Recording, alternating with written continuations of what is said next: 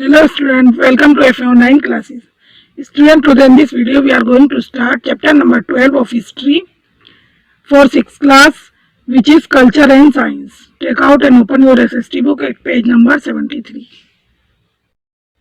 Student, this is your page number 73, chapter number 12, and the name of your chapter is culture and science. Culture means होता है संस्कृति और विज्ञान.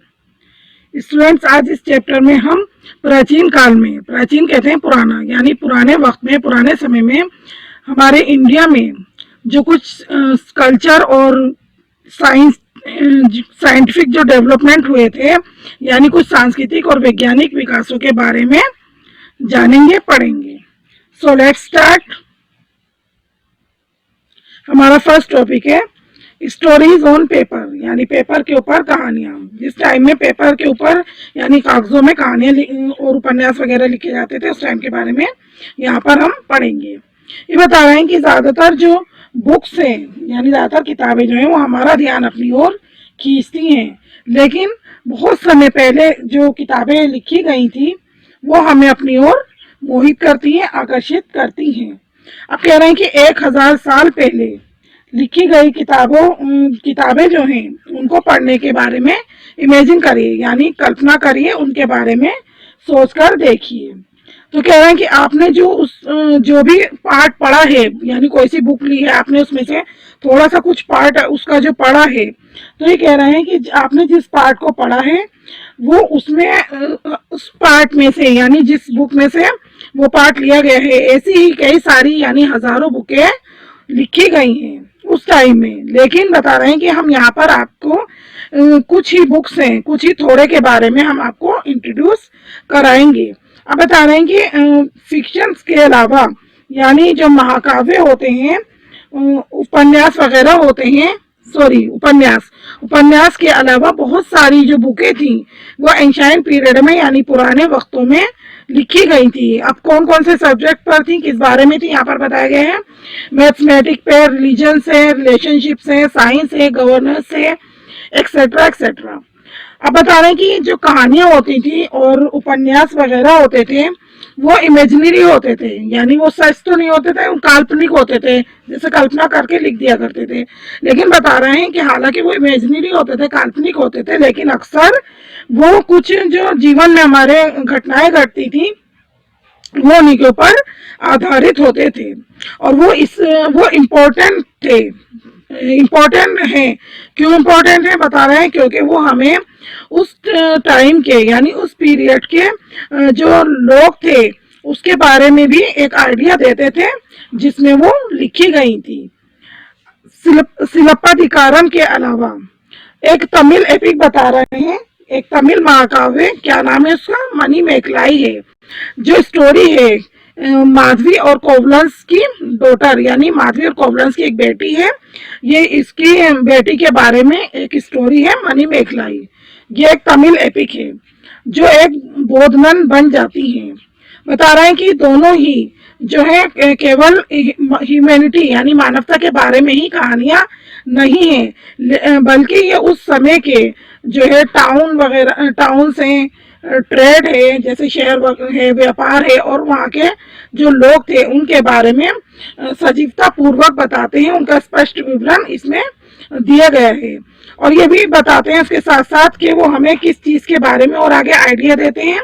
वो हमें प्रिंसेस और प्रिस्ट, जो मतलब राजकुमार और पुजारी वगैरह होते थे, उनके अलावा हमें जो आम लोग होते थे, ऑर्डिनरी पीपल होते थे, यानी साधारण आम लोग होते थे, उनके बारे में भी, उनकी जिंदगी के बारे में भी एक आइडिया देते हैं. वो इसलिए इम्पोर्टेंट है. और बता रहे हैं कि ऐसी एक रियल स्टोरी है अंडाल की, जो कि एक साधारण लड़की है, सिंपल गर्ल है, और जिसने गॉड विष्णु है, यानी भगवान विष्णु के प्रशंसा में पोएम्स लिखी हैं.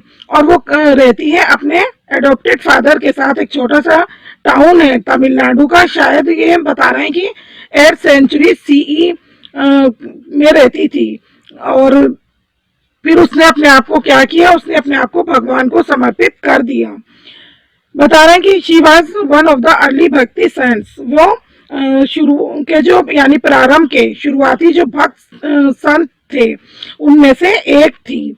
और उसकी पोयम जो है वो हमें बताती है टेम्पल्स के, यानी उसकी पोयम में इन सब बातों के बारे में वर्णन है, बताया जाता है किस किस के बारे में। जैसे एक मंदिर के कामकाज है, उसके फ्रेंड्स के बारे में भी हमें पढ़कर पता चलता है। और हैरत अंगेज बात यह है कि उस समय में कि अनमेरिड यानी जो लोग शादी नहीं करते थे, उनकी फ्रीडम के बारे में, उनकी आज़ादी के बारे में भी इसमें बताया गया है। The epics of India, Bharat के महाकाव्य। आप पहले ही रामायण और महाभारत के बारे में पढ़ चुके हैं, और इसमें जो स्टोरीज है किसके बारे में बता रहा है, राम, सीता, हनुमान और रावण के बारे में जो स्टोरीज हैं वो वेल नोन है, यानी सब उनके बारे में अच्छी तरह से जानते हैं, वो जानी मानी है। और मूल रूप से वाल्मीकि द्वारा लिखी गई, जिसमें कि जो कि ज्यादातर जो है वो इंडियन लैंग्वेज में लिखी गई हैं अपने स्पेशल टच और फ्लेवर के साथ, यानी ये सभी इंडियन लैंग्वेज में लिखी गई और इनको वाल्मीकि ने लिखा है। ये कह रहा है आप सब इससे भली भांति परिचित होंगे, इसके बारे में अच्छी तरीके से जानते होंगे। ये रामायण और महाभारत क्या है, ये भारत के महाकाव्य हैं, एपिक्स हैं। अब हम बता रहे हैं कि महाभारत जो है वो किसके द्वारा लिखी गई है, यानी महाभारत को किसने लिखा है, इसको लिखा है व्यास ने। और ये सबसे ज्यादा लॉन्गेस्ट पोएम है वर्ल्ड की, यानी दुनिया की। बता रहे हैं कि महाभारत जो है वो दुनिया की सबसे लॉन्गेस्ट यानी लंबी पोएम है, और इसको व्यास ने लिखा है। दोनों ही जो एपिक्स हैं यानी रामायण और महाभारत, ये किसके बारे में है, ये स्ट्रगल यानी संघर्ष के बारे में है बिटवीन गुड एंड एविल, अच्छाई और बुराई के बीच में जो संघर्ष है, ये दोनों एपिक्स उसके बारे में है। अब बता रहे हैं यहाँ पर कालिदास के बारे में हम पढ़ेंगे इसमें कि कालिदास जो थे वो इंडिया के सबसे ग्रेटेस्ट राइटर्स में से एक थे, और ऐसा माना जाता है, बिलीव किया जाता है कि वो चंद्रगुप्त विक्रमादित्य के कोर्ट में यानी दरबार में रहते थे।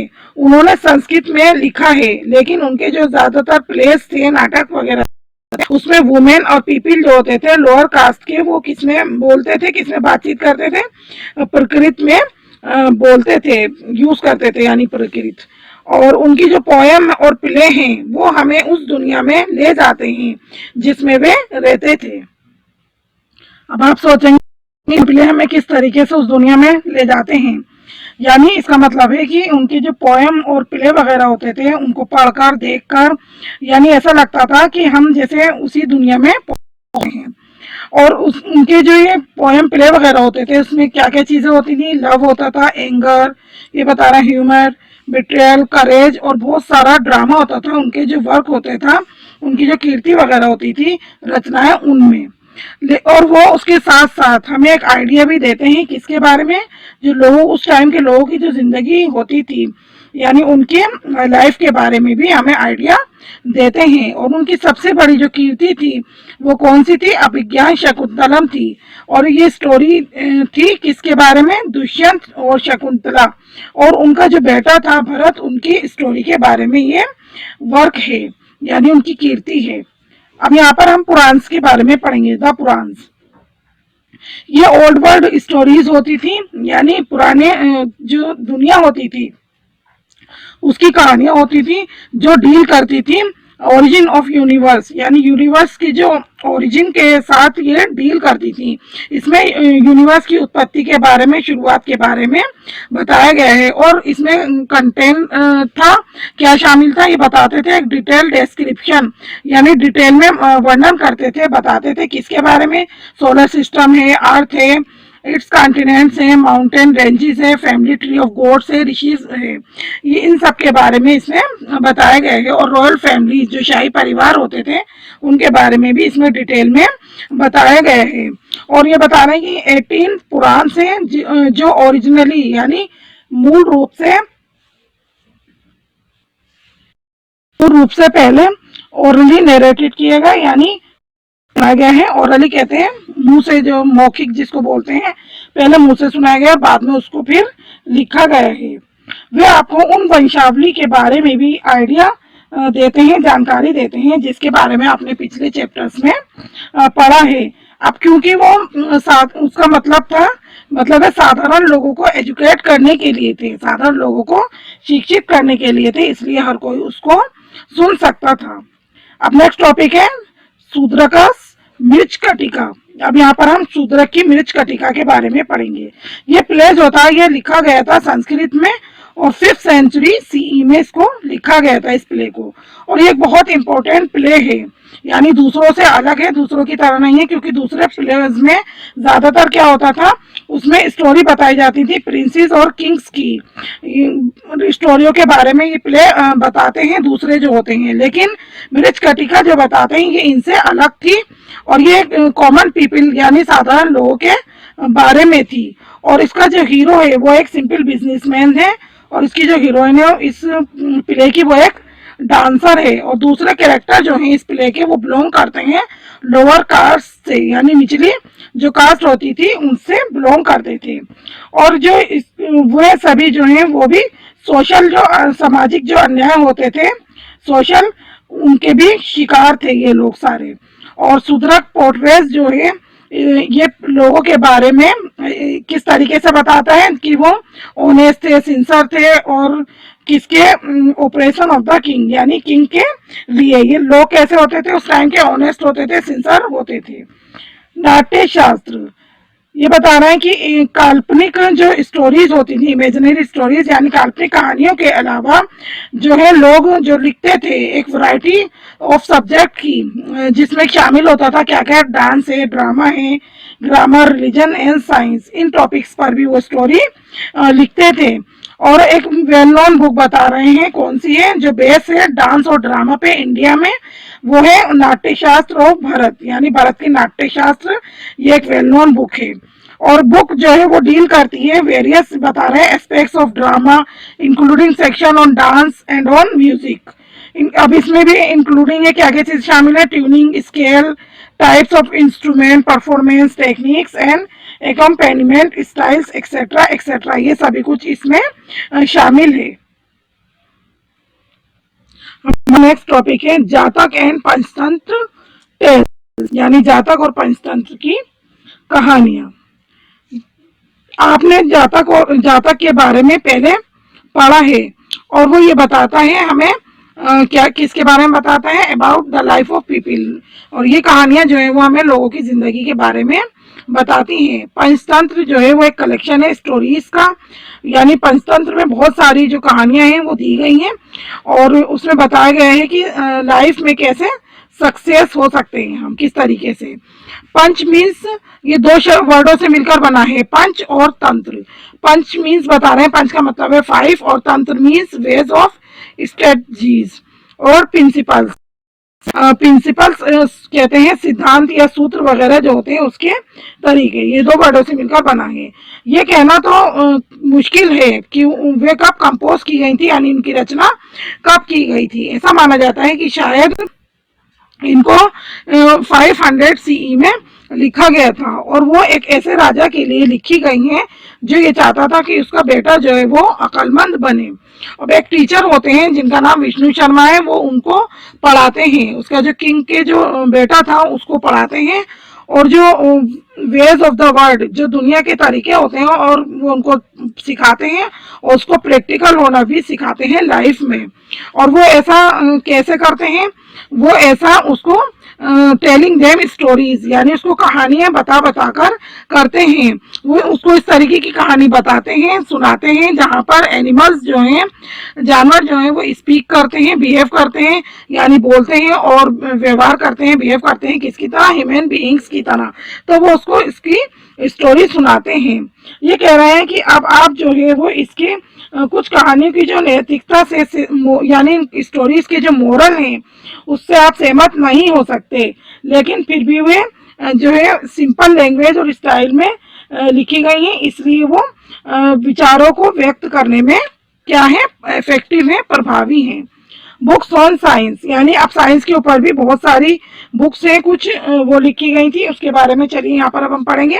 बता रहे हैं कि आर्यभट्ट जो है वो पाटलिपुत्र में रहते थे और एक मोस्ट फेमस एस्ट्रोनॉमर थे और साइंटिस्ट थे एंशिएंट पीरियड के, प्राचीन समय के जो है ये फेमस एस्ट्रोनॉमर एस्ट्रोनॉमर और साइंटिस्ट थे जिनका नाम था आर्यभट्ट। और उनकी जो बुक है आर्यभट्ट, ये प्रेजेंट करती है यानी प्रस्तुत करती है, पेश करती है क्या क्या उसमें बताया गया है, एस्ट्रोनॉमिकल और मैथमेटिकल थ्योरीज इसको बताया गया है। और उन्होंने किन्होंने, आर्यभट्ट ने, ये पाई जो होता है इसका साइन है, इसको पाई कहते हैं, इसकी जो एक्यूरेट वैल्यू थी उन्होंने इसको बताया था। और उन्होंने कैलकुलेट भी की थी लेंथ जो होती है सोलर ईयर की। और ऐसा माना जाता है कि अर्थ जो है, पृथ्वी जो है वो स्फीयर है और रोटेट करती है अपने एक्सिस के ऊपर। मतलब ऐसा यकीन किया जाता है कि पृथ्वी जो है वो गोल है और अपनी धुरी पर वो घूमती है, रोटेट करती है। और उन्होंने ये भी दिखाया कि ये बताया कि जो एक्लिप्स होते हैं, एक्लिप्सिस यानी ग्रहण, चंद्र ग्रहण, सूरज ग्रहण वगैरह जो होते हैं, ये एक शेडो होती है अर्थ और मून की, उसकी वजह से ये ग्रहण लगते हैं। और उस टाइम तक ज्यादातर लोग ऐसा मानते थे, इससे पहले जब उन्होंने बताया कि जो चंद्र ग्रहण, सूरज ग्रहण होते हैं ये पृथ्वी की शेडो की वजह से बनते हैं, उससे पहले ज्यादातर लोग क्या मानते थे, क्या यकीन करते थे कि जो ग्रहण वगैरह होते हैं ये यानी जो शैतानी जितनी भी डेमन ताकतें होती हैं वो उनकी वजह से ये होते हैं। और दूसरे एस्ट्रोनॉमर बता रहे हैं वारा मिहिर, इन्होंने क्या लिखा है, इन्होंने पंच सिद्धांतिका को लिखा है। हालांकि ये कह रहे हैं कि उन्होंने ज्यादा इंटरेस्ट जो है वो होरोस्कोपी और एस्ट्रोलॉजी में दिखाया।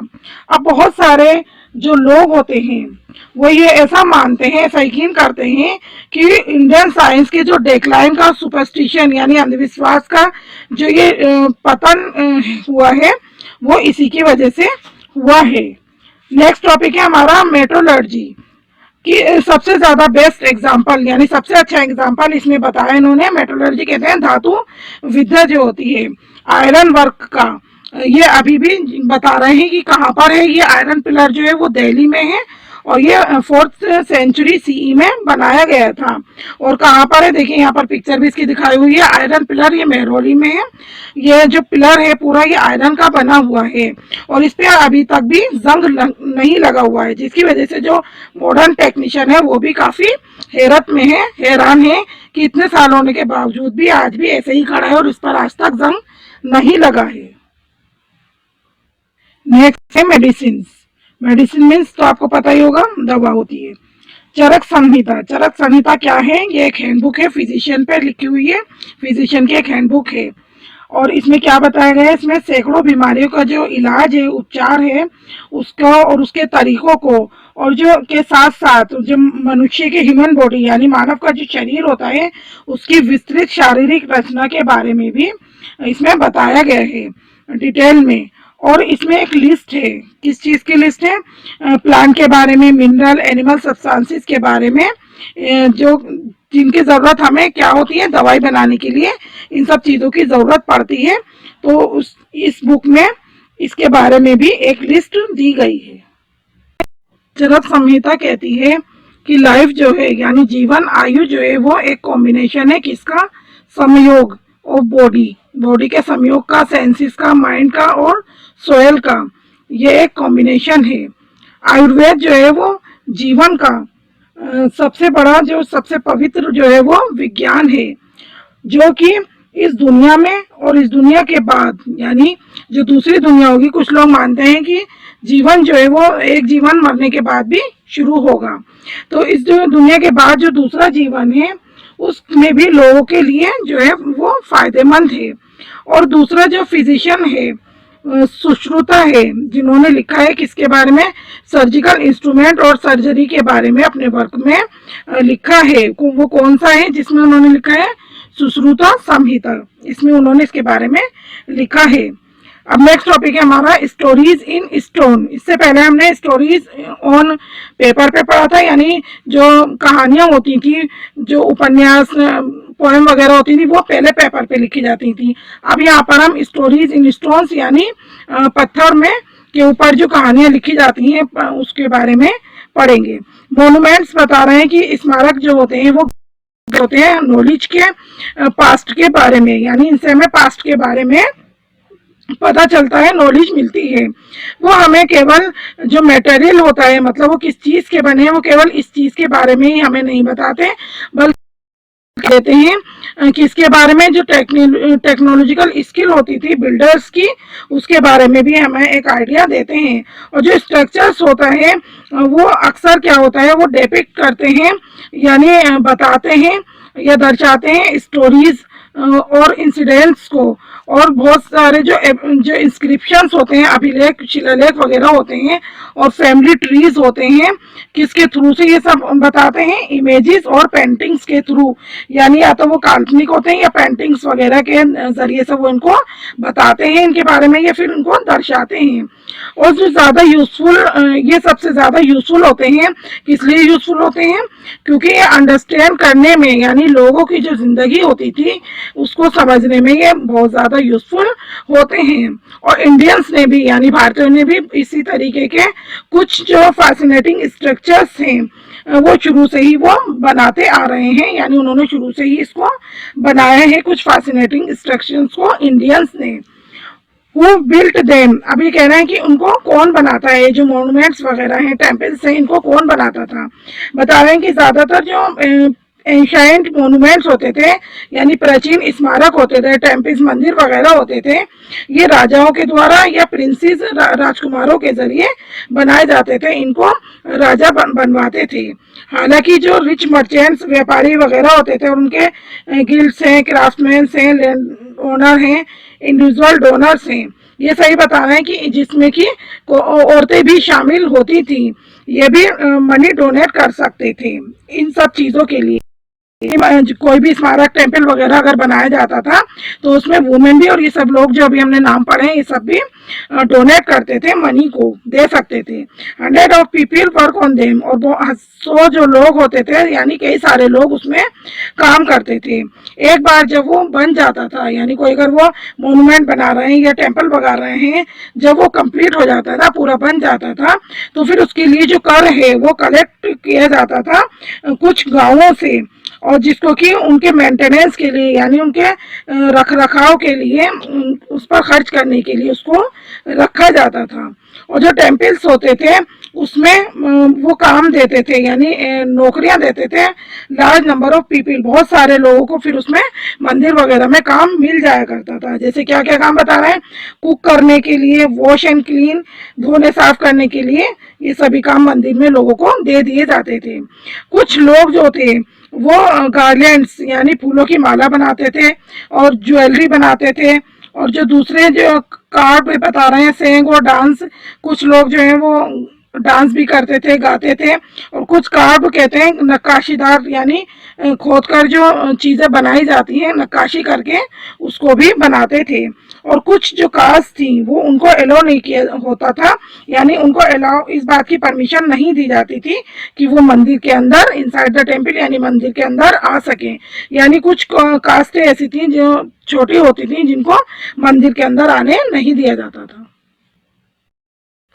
नेक्स्ट टॉपिक है हमारा स्तूप्स। स्तूप्स के बारे में यहाँ पर हम पढ़ेंगे। स्तूप क्या होते हैं, कि बता रहे हैं कि बौद्ध धर्म ने वास्तुकला को जन्म दिया, जिसमें कि क्या क्या बने होते थे, शामिल होते थे, ये बता रहे हैं कि इसमें विहार, मोनेस्ट्रीज कहते हैं, जहाँ पर ये बौद्ध लोग रहते हैं, जिसको हिंदी में हम मठ बोलते हैं। और इसमें प्रेयर हॉल, यानी प्रार्थना कक्ष, और स्तूप्स वगैरह शामिल थे। ये सब किसने बनवाए, बौद्धों ने बनवाए हैं। और गेटवे और रेलिंग है जो स्तूप्स की, ये दर्शाती हैं, दिखाती हैं और बताती हैं बुद्ध के बारे में, उनके ट्रेवल्स के बारे में, उनकी यात्रा के बारे में। और स्टोरीज फ्रॉम जातक, यानी जातक जो पीछे हमने पढ़ा है उसके में से स्टोरीज वगैरह भी इसमें ली गई हैं। और इवन यहाँ तक कि ऑर्डिनरी पीपल, जो साधारण लोग होते थे, और उनके टाउन्स और विलेजेस के बारे में भी इन स्तूप्स में बताया गया है, दर्शाया गया है। मोर देन 1000 इंस्क्रिप्शन, यानी 1000 से भी ज्यादा जो इंस्क्रिप्शन थे वो पाए गए हैं। कहाँ पर बता रहे हैं, सांची में 1000 से भी ज्यादा इंस्क्रिप्शन सांची के अंदर पाए गए हैं। ये कह रहे हैं कि आइए देखते हैं कि इन स्कल्पचर्स में, यानी इन मूर्तियों में हमें क्या नजर आता है, क्या दिखाई देता है, और वो हमें क्या बताती हैं। इससे आपको कुछ आइडिया होगा इसके बारे में, इम्पोर्टेंस ऑफ बिल्डिंग्स, यानी बिल्डिंग्स की जो इम्पोर्टेंस थी in the study of history, history की स्टडी करने में जो बिल्डिंग्स की इम्पोर्टेंस थी, इन मूर्तियों से हमें उनके बारे में पता चलता है, वो हमें कुछ आइडिया देती हैं। नेक्स्ट है Ajanta and Ellora caves. Caves means होता है गुफाएं, यानी अजंता और एलोरा की गुफाओं के बारे में अब हम पढ़ेंगे। फेमस हैं, बता रहे हैं कि जो कॉम्प्लेक्सेस है अजंता और एलोरा के, ये कहाँ पर है, ये बता रहे हैं कि मुंबई से 300 किलोमीटर्स नॉर्थ ईस्ट में ये है। क्या है, अजंता और एलोरा की गुफाएं हैं।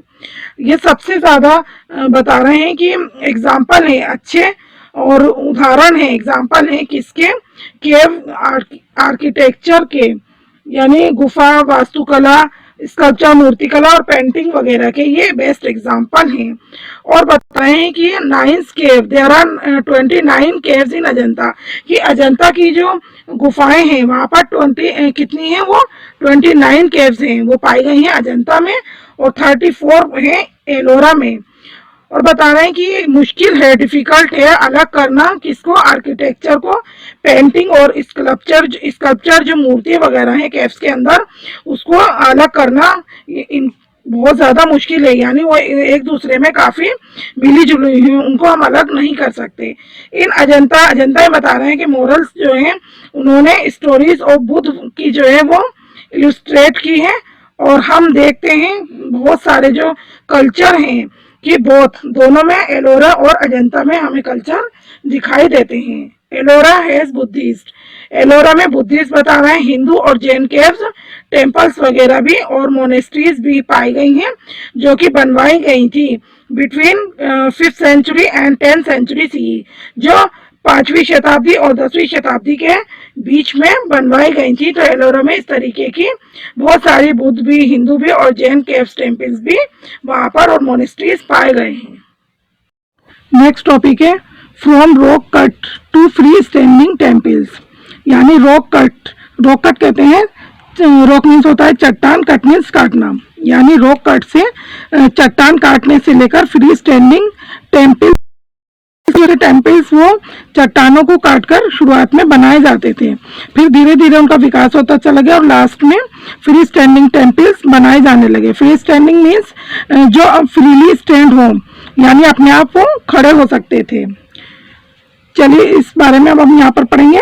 ये बता रहे हैं कि हालांकि जो फ्री स्टैंडिंग जो स्ट्रक्चर थे, जैसे कि यहाँ पर बताया है सांची का स्तूप, ये बहुत पहले बनाए गए थे और लंबे समय तक जो है बता रहे हैं कि जो केव आर्किटेक्चर था, यानी उसका वास्तुकला का प्रभुत्व रहा, वर्चस्व रहा, कब तक रहा, जब तक कि हम जो कैलाशनाथ टेम्पल है उसमें स्लो शिफ्ट को, यानी उसमें धीमी गति से विकास को नहीं देखते, तब तक इनका वर्चस्व रहा केव आर्किटेक्चर का। आगे बता रहे हैं कि टेम्पल जो है, जैसे कि महाबलीपुरम नियर कहाँ पर है, किसके पास है, ये चेन्नई के, तो वहां पर क्या हुआ है, पल्लवों ने रथ मंदिर बनाने के लिए, यानी पल्लवों ने रथ मंदिर बनाए हैं और इसके लिए उन्होंने क्या किया है, ग्रेनाइट पत्थरों को उकेरा है और बाद में उन्होंने फ्री स्टैंडिंग शोर टेम्पल बनाए।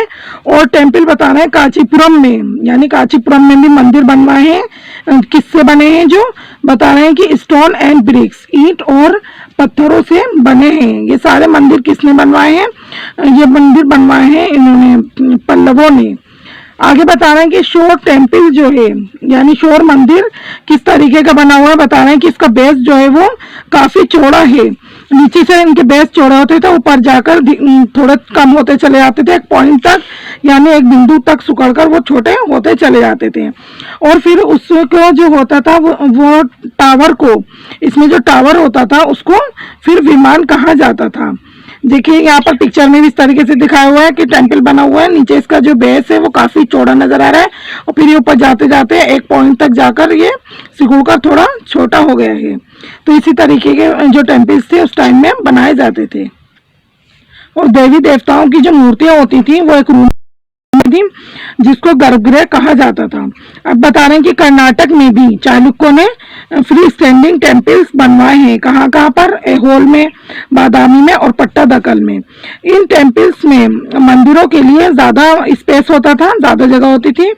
और पल्लवों ने भी टेम्पल्स बनवाए हैं जिसमें बताया गया है कि इंस्क्रिप्शंस वगैरह उसमें होते थे, यानी अभिलेख उसमें लिखे हुए होते थे मंदिरों के ऊपर, जो हमें बताते थे किसके बारे में? किंग्स फैमिली, यानी जो राजा का परिवार होता था उसके बारे में बताते थे, हिज हिस्ट्री, उनके इतिहास के बारे में, एंड कोरोनेशन, और जो उनका राज तिलक, राज्याभिषेक वगैरह होता था उन सब के बारे में इनसे हमें नॉलेज मिलती है, वो सब हमें इनके बारे में बताते हैं।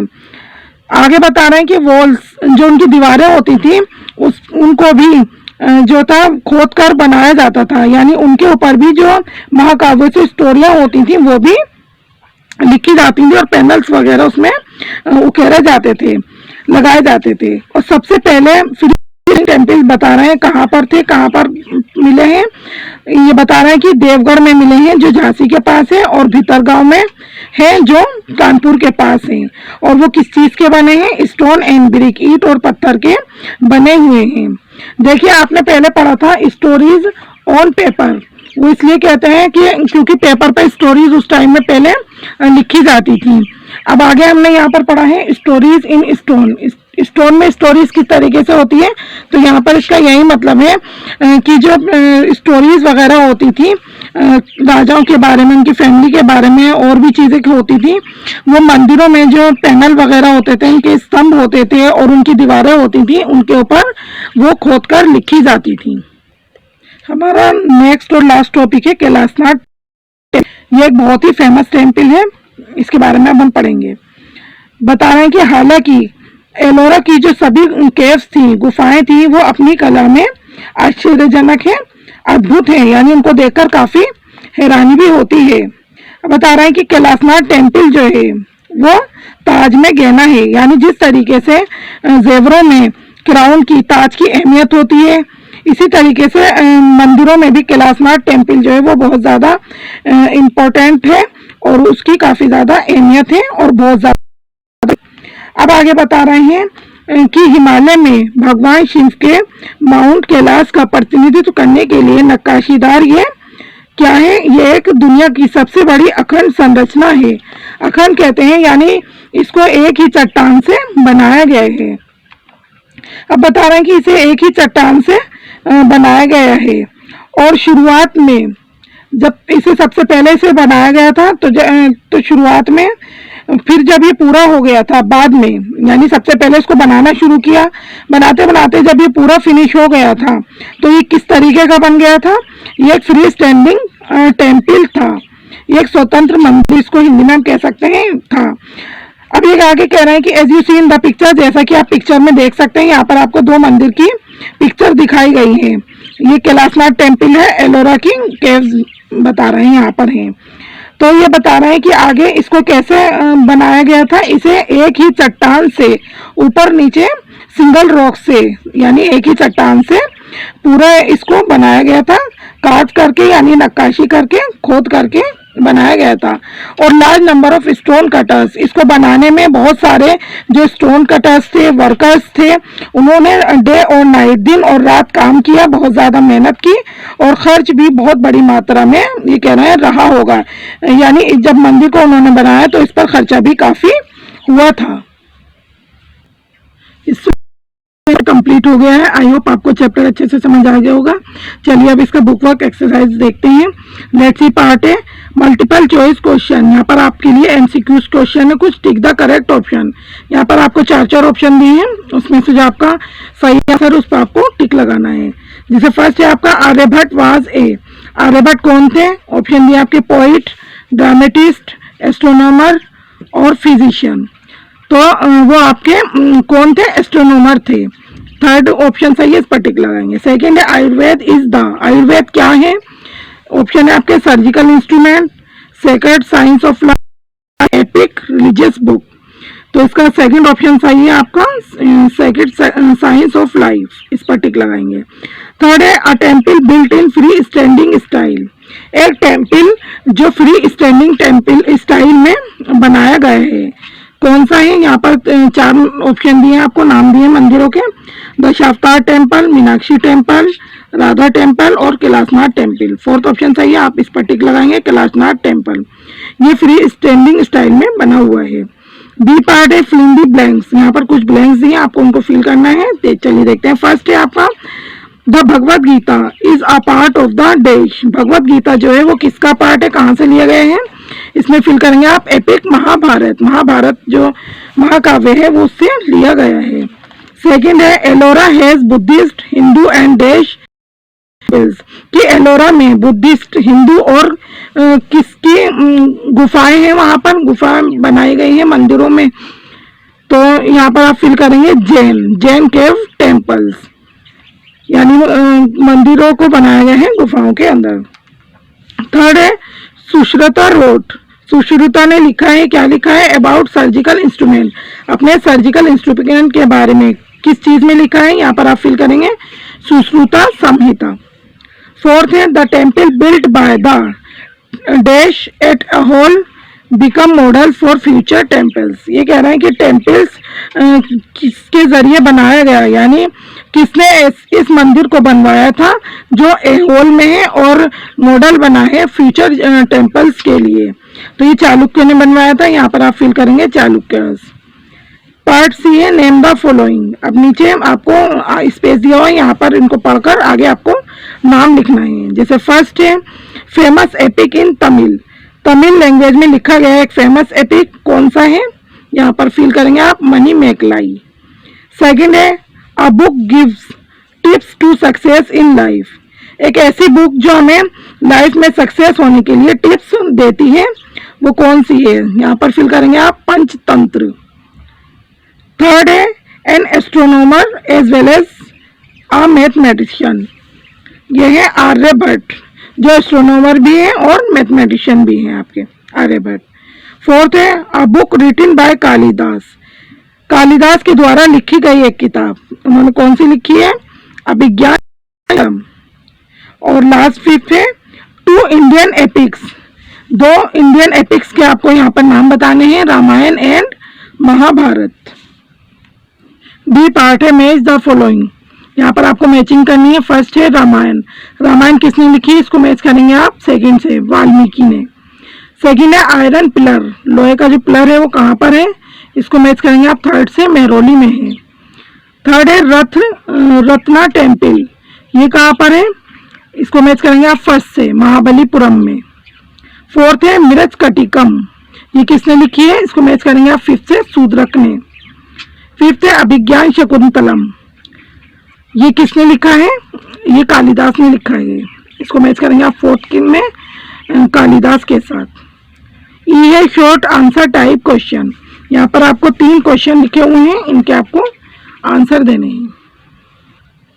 क्वेश्चन नंबर 1 है डिस्क्राइब नाट्य डिटेल, नाट्य शास्त्र के बारे में आपको डिटेल में बताना है। आंसर है नाट्य शास्त्र of Bharat is a very well known book which is the basis of dance and drama in India.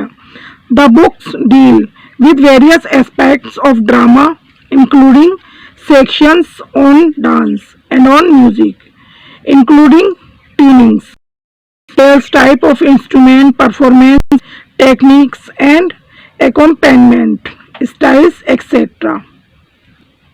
Question number 2 है चरक संहिता, चरक संहिता क्या थी? आंसर है इसका the Charaka Samhita is a Sanskrit text on Ayurveda, the text provides a detailed anatomy of the human body with method of diagnosis and treatment for hundreds of illness. It lists plant, mineral and animal substances required for the preparations. Question number 3 है आपका last, name some free standing temples built by the Pallavas. कह रहा है कि पल्लवों के द्वारा बनाए गए कुछ फ्री स्टैंडिंग टेम्पल्स के आपको नाम बताने हैं। आंसर है some free standing temples built by the Pallavas are the Kailasanatha temple at Kanchipuram, the shore temple and the 5 rath of Mahabalipuram. इन सब आपको ये क्वेश्चन आंसर अपनी नोटबुक में नोट करने हैं और साथ में लर्न। आपको इसका ए बी सी और डी पार्ट आपको बुक के अंदर ही कंप्लीट करना है, फिल करना है, और इसका ई पार्ट आपको अपनी नोटबुक में नोट करना है। This is your homework for today and now chapter number 12 is over. Thank you so much for watching.